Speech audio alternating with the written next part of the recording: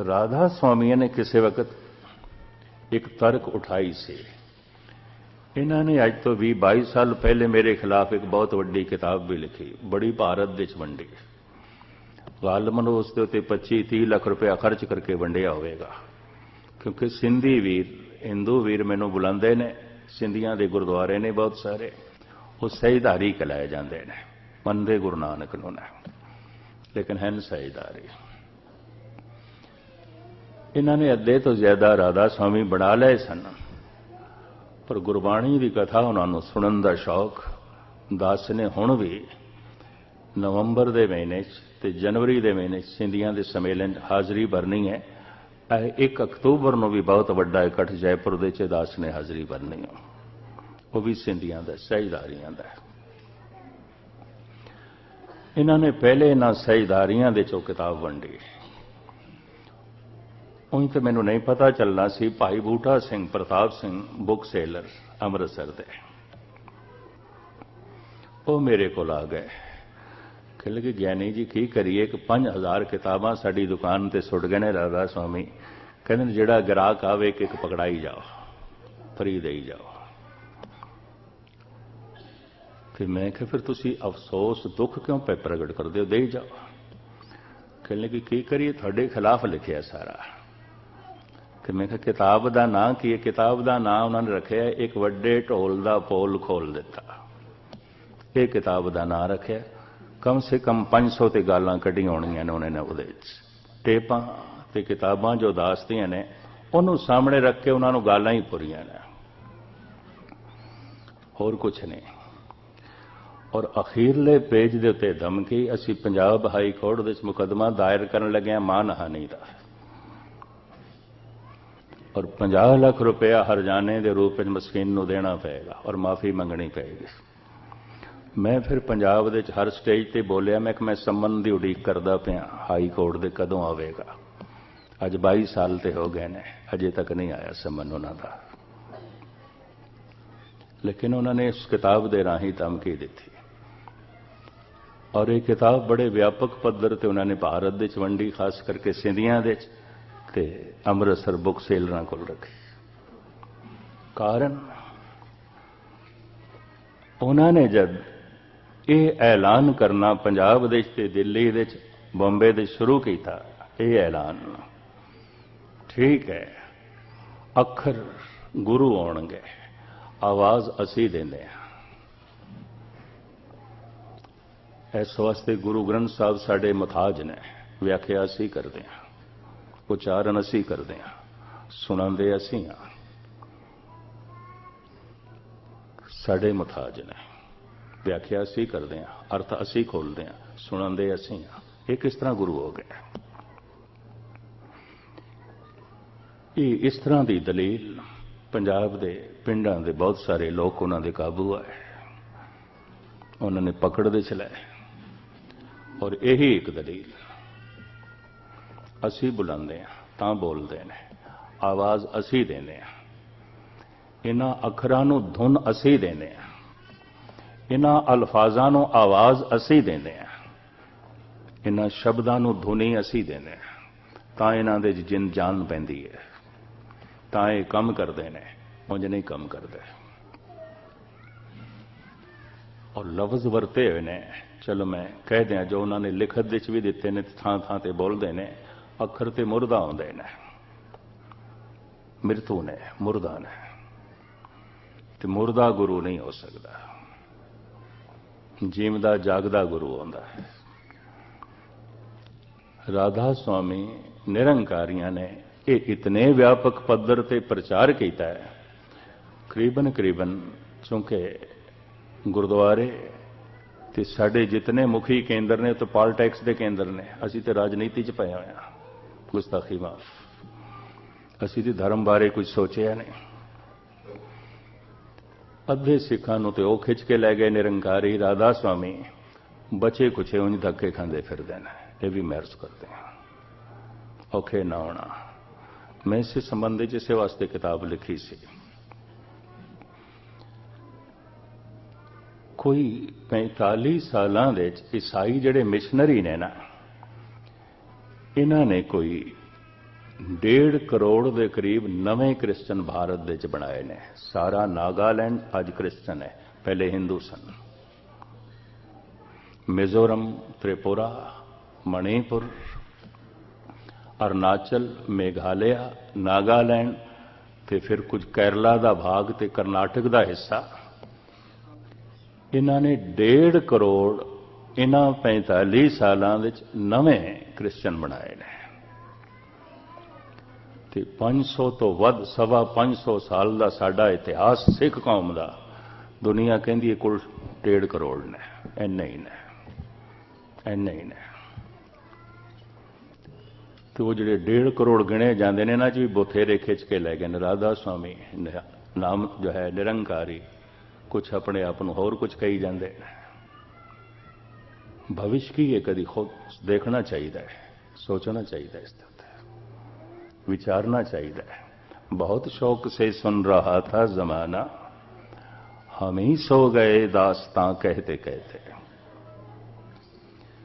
25-30 साल पुरानी गल, जब दिल्ली इन्हां ही निरंकारियां ते राधा स्वामियां दा पैरोकार मैनूं मिलिया ते आखण लगा, अखरां नूं किवें गुरु मन लईए? अखर ते मृत्यु मुर्दा ने, ये तो डैड ने, खत्म ने, इन्हां च कोई जिंद जान है? मैं उत्थे अपने ढंग नाल जो उन्होंने सामने उदों व्याख्या की थी, बोलन वाले तो उन्होंने 2 सन, लेकिन आए वो 10-20 के करीब सन, कट्ठे आए सन। थोड़ा जिहा उन्होंने भय सी बई किधरे उल्टी गल ना हो जाए, क्योंकि दास गुरुद्वारा सीसगंज साहब दे ठहरदा सी, उत्थे ही आए सन। मैं कि देखो इस तरह की गल है, किसी घर का एक इकलौता लड़का घरों चला गया, किसी दूर देशों कंमकार की तलाश दे, मां बाप की खुशी नाल, रजामंदी नाल। हुण रोज मां दी अखां उड़ीकदियां ने, क्योंकि 5-7 साल हो गए ने। पिता उड़ीकदा है, भैन उड़ीकदी है, भरा उड़ीकदा है। अरसा बहुत हो गया, दिन बहुत हो गए। अज एक चिट्ठी आई, उहदे च लिखिया होया है, फलाने दिन फलानी फ्लाइट ते मैं आ रहा। भैणां ने तो पहलां पाणियां शुरू कर दित्तियां 4 अखर पढ़ के।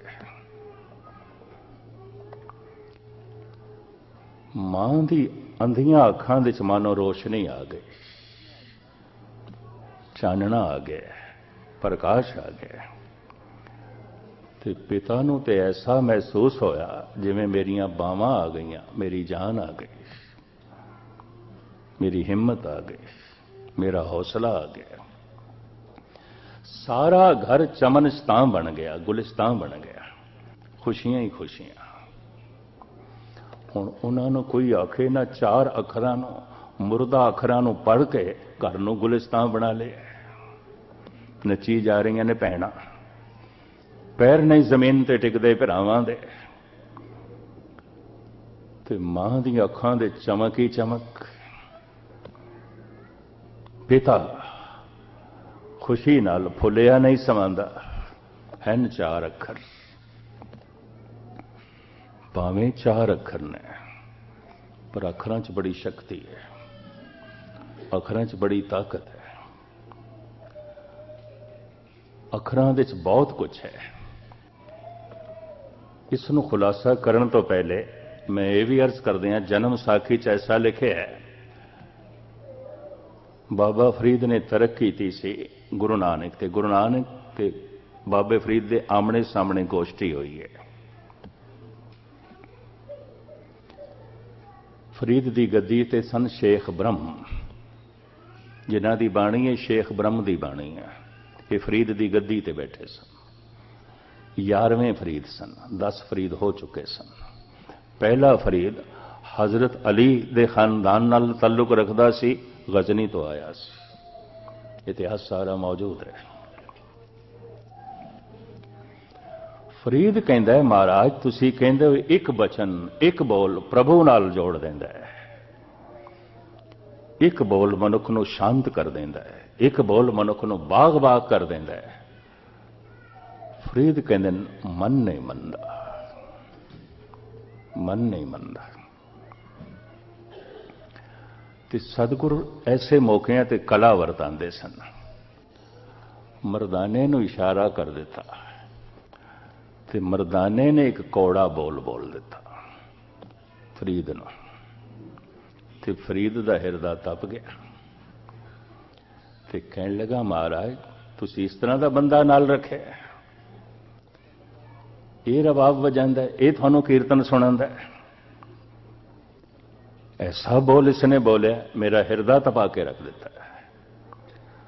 सतगुरु कहने लगे, एक बोल उहदे नाल तू तप गया, ते जे एक बोल तैनों तपा सकता है तो तू क्यों इनकार करदा? एक बोल शांत भी कर सकता है, एक बोल ठंडा भी कर सकता है।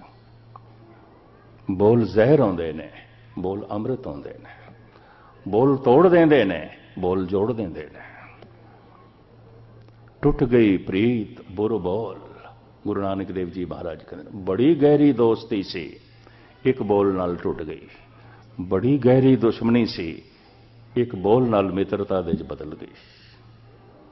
मनुखी दुनिया दे खेड ते सारी बोलां दी है। मैं उन्होंने कहा घर चमनस्तान बन गया, गुलिस्तान बन गया, ते हुण उन्होंने कोई आखे कि 4 अखर पढ़ के घर नूं बगीचा बना लिया, बाग बाग होए फिरदे, भावें 4 अखर ने, बड़ा कुछ है इन्हां विच, बड़ा कुछ है।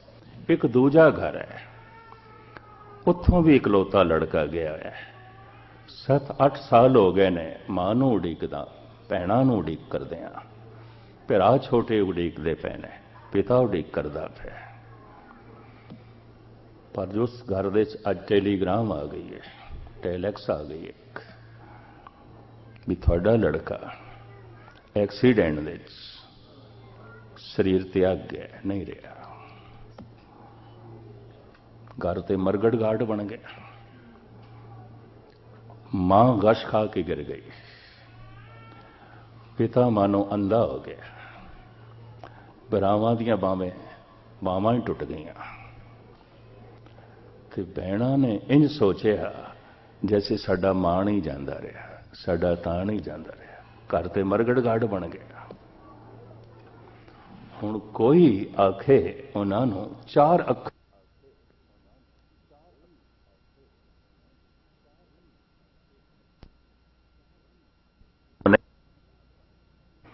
शमशान घाट बन गया, भावें वो 4 अखर ने पहले घर दे, घर ते गुलिस्तान बन गया।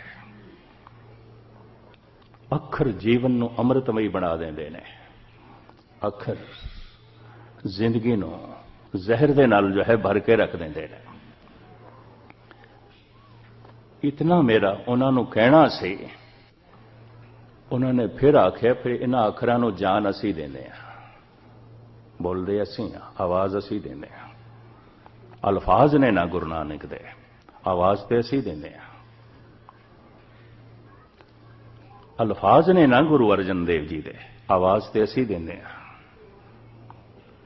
अखर ने ना गुरु तेग बहादुर साहब दे, धुन ते असी देंदे आ। राधा स्वामियां दा यह मूल प्रचार है। इस वास्ते अखर साडे मुताज ने, साडे अधीन ने, व्याख्या असी करते हैं, समझाते असी हाँ, सुनाते असी हाँ। तो थानू इस दे की इतराज है? असी गुरु हाँ, तुसी सारे भारत विच कानू साडी पग लांदे फिरदे हो। उस किताब दे बहुत कुछ कौड़ा इन्होंने बाद च लिखिया, जिहड़ी वंडी इन्होंने। खैर मुख्तसर मैं अर्ज करा, मैं उन्होंने सामने एक दलील रखी सी, अज रखते हैं थोड़े सामने। मैं कि एक अनपढ़ स्त्री है, बेचारी पढ़ी लिखी नहीं, उसका पति परदेश गया, समा पा के उसने घर लंबी चौड़ी चिट्ठी लिखी है और लिखी है पत्नी नूं। हुण जिस तरह का रिश्ता होवे, जिस तरह का संबंध होवे, संबंधित अल्फाज वैसे ही आउंदे ने। भरा भरा नूं चिट्ठी लिखे तो भरा करके संबोधन करेगा ना, ते पिता पुत्र नूं चिट्ठी लिखे तो पुत्र करके संबोधन करेगा। मित्र मित्र नूं चिट्ठी लिखे तो मित्र करके संबोधन करेगा। पति पत्नी नूं चिट्ठी लिखे तो पत्नी करके संबोधन करेगा। चिट्ठी मिली हुई बेचारी अनपढ़ चली गई पड़ोसी कोल, पड़ोस दे चली गई तो कहंदी वीर जी ये चिट्ठी कित्थों आई है, पढ़ के सुनाओ। हुण एक एक अखर जो पति ने पत्नी नूं लिखे है वो पढ़दा है, संबंधित अल्फाज भी पढ़दा है। मेरी प्यारी पत्नी, वो संबंधित अल्फाज जो मुखातब कीता है वो भी पढ़दा है। वो पढ़दा है तो पत्नी हुंगारा भरी जाती है। वो सारियां सतरां पढ़ी जाता है, वो हुंगारा भरी जाता है कि हुंगारा चूंकि वो भरी जा रही है तो वो सुनाई जा रहा है। तो चिट्ठी सुनाने वाला ये सोचे मैं पढ़ी जाता है, हुंगारा भरी जाती है, तो हुण वो दावा करे तू मेरी पत्नी मैं तेरा पति, क्योंकि मैं जो कुछ कहता रहा बोलता रहा तो हुंगारा भरदी पई। चिट्ठी पढ़ के सुनाने वाला अगर पति होने का दावा करे उस तो वड्डा कोई दुराचारी नहीं। गुरु नानक की बाणी पढ़ के सुनाने वाला गुरु होने का दावा करे उस तो वड्डा कोई ठग नहीं है, उस तो वड्डा कोई धोखेबाज नहीं है। ये तो धोखा है। मैं कहा तुसीं धोखा पे करते हो। चिट्ठी किसे दी ते मालक आप पे बनते हो। इत्थे ते गुरु नानक भी मालक नहीं बनते, कहंदे ने खसम दे बोल ने, मेरे बोल ही नहीं ने। जैसे में आवे खसम की बाणी फैसला करी ज्ञान वे ला लो। इत्थे ते दावा गुरु नानक भी नहीं करते, अपने आप एक पासे कर देना। मैं ते चुप कर गया हो आपों बोल ना जानदा हो कहा सब हुक्म आओ जियो। मैं तो चुप कर गया। कदों दा चुप कर गया, पता नहीं खसम की बोलदा, बोली जाना। जैसे में आवे खसम की बाणी तैसड़ा करी ज्ञान वे ला लो। इन्हां बोलां च जोत है, इन्हां बोलां च नूर है, इन्हां बोलां च अमृत है, इन्हां बोलां दे जिंदगी दी महानता है। साहिब कहंदे ने बोल मेरे नहीं ने, चूंकि बोल खसम दे ने। ते इस वक्त मैं वो लंबा चौड़ा प्रकरण थोड़े सामने ना रखा। गुरु नानक कहंदे ने सारा संसार ही बोल तो आया है। उत्पत परले शब्दे होवे, अंधेरा ही सी अरबद नरबद धुंधुकारा, 36 जुग वरते गुबारे। मुख्तसर में अर्ज करी जावा, पता नहीं कितने समय तक अंधेरा ही अंधेरा रहा। उसे अंधेरे च एक दिन शब्द होया, अरबां खरबां सूरज प्रगट होए। एक एक सूरज के कई कई टुकड़े बने। ये जमीन उसे ही सूरज का टुकड़ा समा पा के ठंडी हुई, पत्थर के रूप में प्रगट हुई। ये पत्थर हजारां लखां साल की यात्रा तो बाद मिट्टी बन के बनस्पति की शक्ल दे प्रगट होया। ये बनस्पति हजारां लखां साल की यात्रा तो बाद रूप बदलदियां पशु पक्षियों के रूप में प्रगट हुई। और पशु पक्षी हजारां लखां साल की यात्रा तो बाद शिखर ते पहुंच के जिस वजूद विच प्रगट होए वो मनुख है, इंसान है। रूपहीनी बुध बलहीनी मोहे परदेसन, दूर ते आई। बड़ी लंबी यात्रा, मैं आया दूरों चल के, यात्रा ते बहुत लंबी। जिस शब्द तो ये सारा आवना होया है तो शब्द मौजूद है तो शब्द ही वापसी कराएगा। उत्पत परले शब्दे होवे, शब्दे ही फिर उपत होवे। इसकी रमज ते बारीकियां जो गुरु ग्रंथ साहब जी महाराज बयान कर देने किस वक्त फिर मुख्तसर में अर्ज करा। मनुखी सारे संबंध शब्द करके जुड़ते हैं और ये शब्द जोत ने। ਸਾਇੰਸ ਅੱਜ ਸਫਲ ਹੋਈ ਹੈ ਇੱਕ ਸਰੀਰ ਦੇ ਅੰਗ ਦੂਜੇ 'ਚ ਪਾ ਦੇਣਾ। ਕਿਡਨੀ ਕਿਸੇ ਦੀ ਲਗਾਈ ਕਿਸੇ ਨੂੰ ਗਈ ਹੈ, ਅੱਖਾਂ ਕਿਸੇ ਦੀਆਂ ਨੇ ਤੇ ਲਾਈਆਂ ਕਿਸੇ ਨੂੰ ਗਈਆਂ ਨੇ। ਗਿਆਨੀ ਬਲਵਿੰਦਰ ਸਿੰਘ ਜੀ ਬੈਠੇ ਨੇ, ਜਿੱਥੇ ਰੌ ਸਟਰੀਟ ਦੇ 'ਚ ਗ੍ਰੰਥੀ ਸਨ, ਇਹਨਾਂ ਤੋਂ ਪਹਿਲੇ ਉੱਥੇ ਸਨ ਭਾਈ ਗੁਰਮੁਖ ਸਿੰਘ ਜੀ ਦੀਵਾਨਾ। ਮੈਂ ਉਹਨਾਂ ਨੂੰ ਚੰਗੀ ਤਰ੍ਹਾਂ ਜਾਣਦਾ। ਉਹ ਪਹਿਲੇ ਹਾਂਗਕਾਂਗ ਹੁੰਦੇ ਸਨ, ਉਹਨਾਂ ਦੇ ਹੁੰਦੇ ਮੈਂ ਕਈ ਦਫਾ ਗਿਆ ਸੀ। ਤੇ ਜਦ ਮੈਂ ਵੈਨਕੂਵਰ ਗਿਆ ਤੇ ਮੈਂ ਉਹਨਾਂ ਨੂੰ ਦੇਖਦਾ ਹੀ ਰਹਿ ਗਿਆ। ਬੜੇ ਪਿਆਰ ਨਾਲ ਉਹ ਮਿਲੇ ਤੇ ਜਦ ਮੈਂ ਬਾਰ-ਬਾਰ ਉਹਨਾਂ ਦੀ ਅੱਖਾਂ ਨੂੰ ਵੇਖਾਂ ਤੇ ਉਹ ਹੱਸ ਪਏ, ਕਹਿੰਦੇ ਗਿਆਨੀ ਜੀ ਤੁਸੀਂ ਜਿਹੜਾ ਬਾਰ-ਬਾਰ ਦੇਖਦੇ ਪਏ ਹੋ, ਚਲੋ ਮੈਂ ਤੁਹਾਡਾ ਸ਼ੰਕਾ ਦੂਰ ਕਰਦੇ ਹਾਂ, ਇਹ ਅੱਖਾਂ ਇੱਕ ਗੋਰੇ ਕੈਨੇਡੀਅਨ ਦੀਆਂ ਨੇ। ਮੇਰੀਆਂ ਅੱਖਾਂ ਖਰਾਬ ਹੋ ਗਈਆਂ ਸਨ, ਉਹ ਕੱਢ ਦਿੱਤੀਆਂ ਗਈਆਂ, ਨਾਕਾਰਾ ਹੋ ਗਈਆਂ ਸਨ। ਇਹ ਆਈ ਬੈਂਕ ਤੋਂ ਮੈਨੂੰ 2 ਅੱਖਾਂ ਮਿਲੀਆਂ ਨੇ, ਕਿਸੇ ਗੋਰੇ ਅੰਗਰੇਜ਼ ਦੀਆਂ ਨੇ, ਕੈਨੇਡੀਅਨ ਅੰਗਰੇਜ਼ ਦੀਆਂ ਨੇ। ਇਹ ਉਹ ਅੱਖਾਂ ਨੇ, ਨੀਲੀਆਂ ਨੇ। ਮੇਰੀਆਂ ਅੱਖਾਂ ਕਾਲੀਆਂ ਸਨ, ਤੋਂ ਨੀਲੀਆਂ ਅੱਖਾਂ ਨਾਲ ਚਿਹਰਾ ਕੁਝ ਹੋਰ ਹੋ ਗਿਆ, ਹੋਰ ਦਿਸੇ। ਅੱਖਾਂ ਮੈਂ ਉਹਨਾਂ ਦੀਆਂ ਕਾਲੀਆਂ ਦੇਖੀਆਂ ਸਨ ਤੇ ਮੈਨੂੰ ਕਹਿਣ ਲੱਗੇ ਦਿਲ ਤੇ ਮੇਰਾ ਹੈ, ਦਿਮਾਗ ਤੇ ਮੇਰਾ ਹੈ, ਪਰ ਮੈਂ ਤੁਹਾਨੂੰ ਦੇਖਦਾ ਪਿਆ, ਅੱਖਾਂ ਮੇਰੀਆਂ ਨਹੀਂ ਨੇ। ਇੱਕ ਕੈਨੇਡੀਅਨ ਅੰਗਰੇਜ਼ ਦੀਆਂ ਅੱਖਾਂ ਨੇ, ਗੋਰੇ ਦੀ ਅੱਖਾਂ ਨੇ। ਸਾਇੰਸ ਦਾ ਕਮਾਲ। ਅੱਖਾਂ ਕਿਸੇ ਦੀਆਂ ਨੇ, ਲਗਾਈਆਂ ਕਿਸੇ ਨੂੰ ਗਈਆਂ। ਭਾਈ ਗੁਰਮੁਖ ਸਿੰਘ ਦੀਵਾਨਾ ਕਾਫੀ ਲੰਬੇ ਸਮੇਂ ਤੱਕ ਉੱਥੇ ਹੈਡ ਗ੍ਰੰਥੀ ਦੀ ਸੇਵਾ ਕਰਦੇ ਰਹੇ। ਕਿਡਨੀ ਕਿਸੇ ਦੀ ਹੈ, ਲਗਾਈ ਕਿਸੇ ਨੂੰ ਗਈ ਹੈ। ਖੂਨ ਕਿਸੇ ਦਾ ਹੈ, ਪਾਇਆ ਕਿਸੇ ਦੇ ਅੰਦਰ ਗਿਆ। ਸਾਇੰਸ ਅੱਜ ਸਫਲ ਹੋਈ ਹੈ। ਇੱਕ ਸਰੀਰ ਦੇ ਅੰਗ ਦੂਜੇ ਸਰੀਰ ਦੇ 'ਚ ਫਿੱਟ ਕਰ ਰਹੇ ਨੇ ਤੇ ਅਗਲਾ ਸਰੀਰ ਠੀਕ ਠਾਕ ਚਲੇ। ਮੈਂ ਇਸੇ ਮਰੀਜ਼ ਦੇਖੇ ਨੇ, ਕਿਡਨੀ ਕਿਸੇ ਦੀ ਲੱਗੀ ਹੋਈ ਹੈ, ਠੀਕ ਹੈ, ਜੀ ਰਹੇ ਨੇ, ਚੱਲ ਰਹੇ। ਅੱਖਾਂ ਕਿਸੇ ਦੀਆਂ ਨੇ, ਉਹਨਾਂ ਨਾਲ ਵੇਖ ਰਹੇ ਨੇ ਔਰ ਜਗਤ ਦੇ ਚੱਲ ਰਹੇ ਨੇ। ਸਾਇੰਸ ਅੱਜ ਸਫਲ ਹੋਈ ਹੈ। ਧਰਮ ਅਨੁਭਵੀ ਪੁਰਸ਼, ਅਵਤਾਰੀ ਪੁਰਸ਼ ਬੜੇ ਪੁਰਾਣੇ ਸਮੇਂ ਤੋਂ ਇੱਕ ਸਫਲਤਾ ਨੂੰ ਪ੍ਰਾਪਤ ਕਰ ਚੁੱਕੇ ਸਨ। ਜੋ ਜੋਤ ਉਹਨਾਂ ਦੇ ਅੰਦਰ ਉਤਰੀ ਸੀ, ਉਹਨੂੰ ਕੱਢ ਕੇ ਦੂਸਰੇ 'ਚ ਪਾ ਦੇਣੇ। ਕਿਉਂ?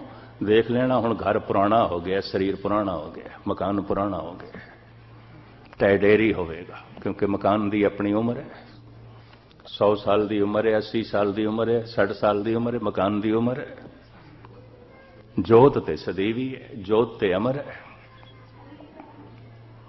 ਮਹੱਲਾ ਪਹਿਲਾ, ਮਹੱਲੇ ਦੇ ਅਰਥ ਮਕਾਨ ਨੇ। ਅਰਬੀ ਵਿੱਚ ਮਕਾਨ ਨੂੰ ਮਹੱਲਾ ਕਹਿੰਦੇ ਨੇ ਤੇ ਭਾਰਤ ਵਿੱਚ ਮਹੱਲੇ ਦਾ ਮਤਲਬ ਬਹੁਤ ਸਾਰੇ ਮਕਾਨਾਂ ਦਾ ਇਕੱਠ ਨਹੀਂ। ਇੱਕ ਵੱਡੇ ਮਕਾਨ ਨੂੰ ਮਹੱਲਾ ਕਹਿੰਦੇ ਨੇ, ਮਹੱਲ ਕਹਿੰਦੇ ਨੇ, ਅਰਬੀ ਦਾ ਲਫ਼ਜ਼ ਹੈ।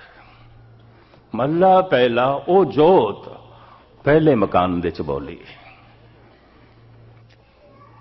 ਫਿਰ ਉਹ ਜੋਤ ਗੁਰੂ ਤੇ ਮਕਾਨ ਦਾ ਨਾਂ ਨਾਨਕ।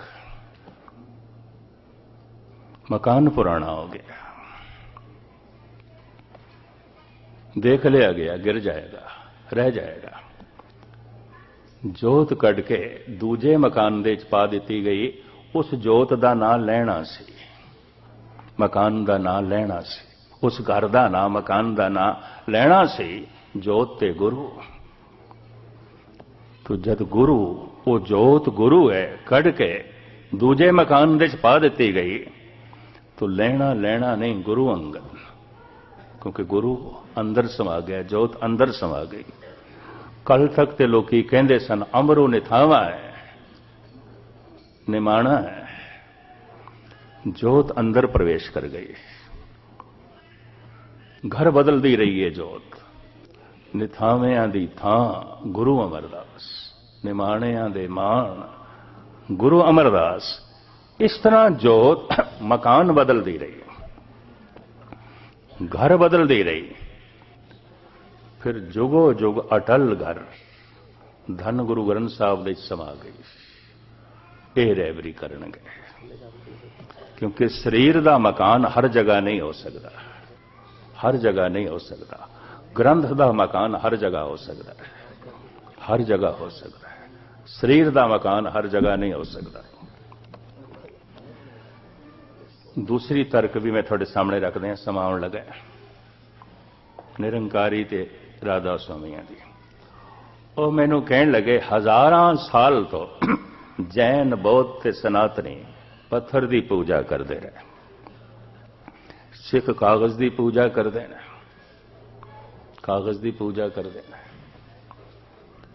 ਕੋਈ ਨਵੀਂ ਖੇਡ ਤਾਂ ਨਾ ਹੋਈ। ਜਾਗਤ ਜੋਤ ਜਪੈ ਨੇ ਸਬਾਸਰੇ ਕਿੱਥੇ ਹੋ ਗਈ? ਇਹ ਗੱਲ ਕਿੱਥੇ ਗਈ? ਮੈਨੂੰ ਕਹਿਣ ਲੱਗੇ, ਪੱਥਰ ਤੇ ਕਾਗਜ਼ ਤੁਸੀਂ ਸਪਸ਼ਟ ਕਰ ਸਕਦੇ ਹੋ?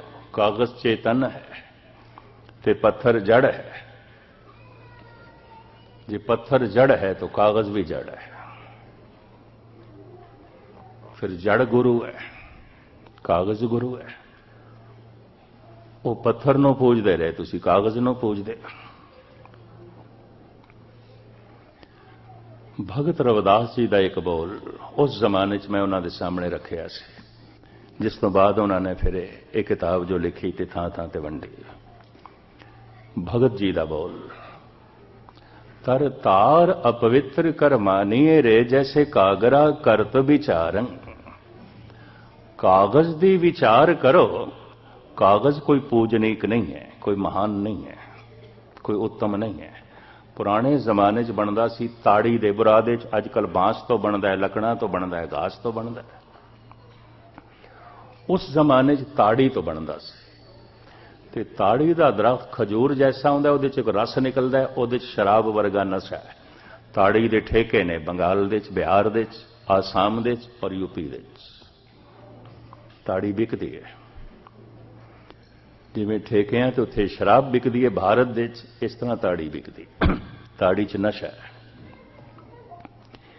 ਇਹ ਦਰਖਤ ਖਜੂਰ ਜੈਸਾ ਹੁੰਦਾ ਹੈ। ਪੱਛ ਲਾ ਕੇ ਨਾਲ ਭਾਂਡਾ ਬੰਨ੍ਹ ਦਿੰਦੇ ਨੇ, ਬੂੰਦ ਬੂੰਦ ਤਾੜੀ ਨਿਕਲਦੀ ਰਹਿੰਦੀ ਹੈ ਔਰ ਜੈਸੇ ਭਾਂਡਾ ਭਰ ਜਾਂਦਾ ਹੈ ਉਹ ਉਤਾਰ ਕੇ ਦੂਜਾ ਲਾ ਦਿੰਦੇ ਨੇ। ਉਸ ਰਸ ਦੇ 'ਚ ਨਸ਼ਾ ਹੁੰਦਾ ਹੈ।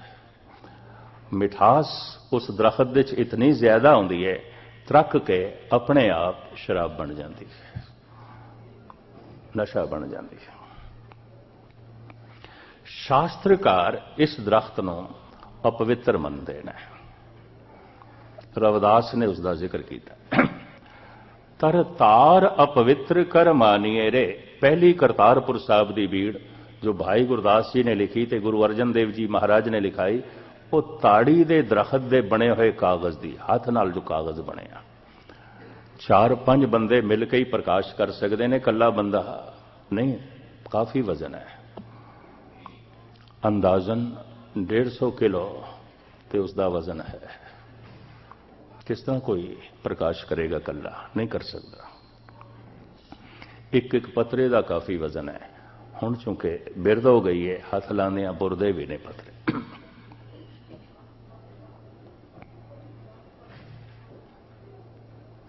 ਤਰ ਤਾਰ ਅਪਵਿੱਤਰ ਕਰ ਮਾਨੀਏ ਰੇ ਜੈਸੇ ਕਾਗਰਾ ਕਰਤ ਵਿਚਾਰੰ। ਤਾੜੀ ਦਾ ਦਰਖਤ ਅਪਵਿੱਤਰ ਹੈ ਤੇ ਪ੍ਰਾਚੀਨ ਜ਼ਮਾਨੇ 'ਚ ਬਣਦਾ ਸੀ ਕਾਗਜ਼ ਤਾੜੀ ਦੇ ਦਰਖਤ ਤੋਂ। ਤੋ ਜਦ ਤਾੜੀ ਦਾ ਦਰਖਤ ਅਪਵਿੱਤਰ ਹੈ ਤੇ ਕਾਗਜ਼ ਕਿੱਥੋਂ ਪਵਿੱਤਰ ਹੋ ਗਿਆ? ਅਪਵਿੱਤਰ ਹੈ। ਅੱਜ ਕੱਲ੍ਹ ਬਾਂਸ ਤੋਂ ਬਣਦਾ ਹੈ, ਘਾਸ ਤੋਂ ਬਣਦਾ ਹੈ, ਲੱਕੜਾਂ ਤੋਂ ਬਣਦਾ ਹੈ, ਇਹ ਵੀ ਕੋਈ ਪੂਜਨੀਕ ਨਹੀਂ। ਪਰ ਅੱਗੇ ਰਵਿਦਾਸ ਕਹਿੰਦੇ ਨੇ, ਭਗਤ ਭਾਗਵਤ ਲਿਖੀਏ ਤੈਂ ਉਪਰ ਪੂਜੀਏ ਕਰ ਨਮਸਕਾਰ। ਜਦ ਭਗਵਤ ਦਾ ਨਾਮ ਉਸ ਅਪਵਿੱਤਰ ਕਾਗਜ਼ ਤੇ ਲਿਖ ਦਿੱਤਾ ਜਾਂਦਾ ਹੈ, ਰਵਿਦਾਸ ਕਹਿੰਦੇ ਨੇ ਸਿਰ ਝੁਕ ਜਾਂਦਾ ਹੈ। ਕਾਗਜ਼ ਨੂੰ ਕੌਣ ਮੱਥਾ ਟੇਕਦਾ ਹੈ? ਪ੍ਰਭੂ ਦੇ ਨਾਮ ਨੂੰ ਮੱਥਾ ਟੇਕਿਆ ਜਾ ਰਿਹਾ ਹੈ। ਰਵਿਦਾਸ, ਮੈਂ ਕਿਹਾ ਤੁਹਾਨੂੰ ਕਿਸ ਨੇ ਕਹਿ ਦਿੱਤਾ ਸੀ ਕਾਗਜ਼ ਦੀ ਪੂਜਾ ਕਰਦੇ ਹਾਂ? ਅਖਬਾਰ ਪੜ੍ਹਦੇ ਹਾਂ, ਪਰੇ ਸੁੱਟ ਦਿੰਦੇ ਹਾਂ, ਕਾਗਜ਼ ਪੈਰਾਂ ਥੱਲੇ ਰੁਲਦਾ ਫਿਰਦਾ ਹੈ। ਤੁਹਾਨੂੰ ਮੈਂ ਕਿਹਾ ਕਿਸ ਨੇ ਕਿਹਾ ਸੀ ਕਾਗਜ਼ ਦੇ ਪੁਜਾਰੀ ਹਾਂ? 1430 ਸਫ਼ੇ ਦੀ ਭੀੜ ਹੋਵੇ, ਅੱਖਰ ਇੱਕ ਵੀ ਨਾ ਲਿਖਿਆ ਹੋਇਆ ਹੋਵੇ, ਭਾਵੇਂ ਸੋਨੇ ਦੀ ਪਾਲਕੀ 'ਚ ਪ੍ਰਕਾਸ਼ ਹੋਵੇ, ਸਿੱਖ ਸਜਦਾ ਨਹੀਂ ਕਰੇਗਾ, ਮੱਥਾ ਨਹੀਂ ਟੇਕੇਗਾ। ਤੁਹਾਨੂੰ ਮੈਂ ਕਿਹਾ ਕਿਸ ਨੇ ਕਹਿ ਦਿੱਤਾ ਹੈ ਕਿ ਸਿੱਖ ਕਾਗਜ਼ ਦਾ ਪੁਜਾਰੀ ਹੈ? ਸਿੱਖ ਉਸ ਜੋਤ ਦਾ ਪੁਜਾਰੀ ਹੈ ਜੋ ਅੱਖਰਾਂ ਦੇ ਵਿੱਚ ਹੈ। ਜੈਸੇ ਸਰੀਰ ਨੂੰ ਤੇ ਸਾਰੇ ਵੇਖ ਲੈਂਦੇ ਨੇ, ਮਨ ਨੂੰ ਮਨੁੱਖ ਖੁਦ ਮਹਿਸੂਸ ਕਰ ਲੈਂਦਾ ਹੈ, आत्मा तो कोई कोई महसूस करता है ना। तन मां है, मन पिता है, आत्मा ते गुरु है, ये तो कोई कोई महसूस करता है। जने खने का काम नहीं है।